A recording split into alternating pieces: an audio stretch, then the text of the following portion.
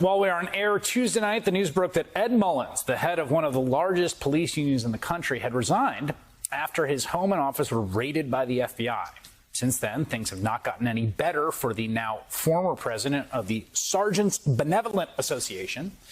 New York Post reported today, quote, high-ranking law enforcement officials told the Post the feds are investigating the possible misappropriation of union funds and seeking evidence of mail and wire fraud.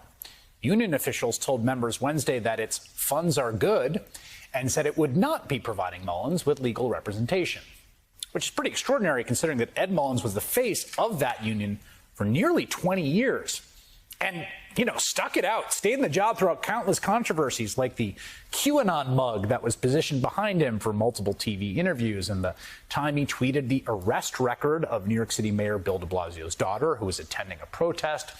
And the time he called the city health commissioner a bitch with blood on her hands, and the time he called then city councilman Richie Torres a, quote, first-class whore. Again, these weren't like off-the-record things. He tweeted those. Or the time he suggested cops should be allowed to sue the estates of people they shoot for emotional damages. Or the time he emailed a racist video to thousands of police sergeants with a personal message saying, and I quote, pay close attention to every word. You'll hear what goes through the mind of real policemen every single day on the job. This is the best video I've ever seen telling public the absolute truth.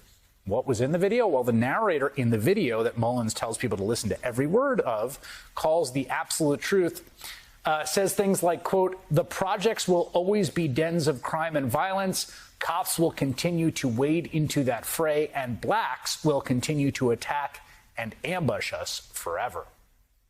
Mullins later claimed he hadn't seen the whole video, even though he wrote to listen to every word, and, quote, I have black friends, white friends, Asian friends. I wouldn't want to insult anyone. I don't think one incident defines who I am.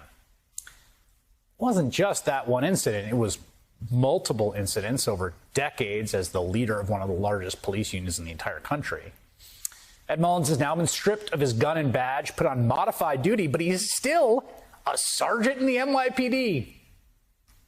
Doesn't have his gun, but had been for the last 20 years deputized by the city to enforce its laws, kill if necessary.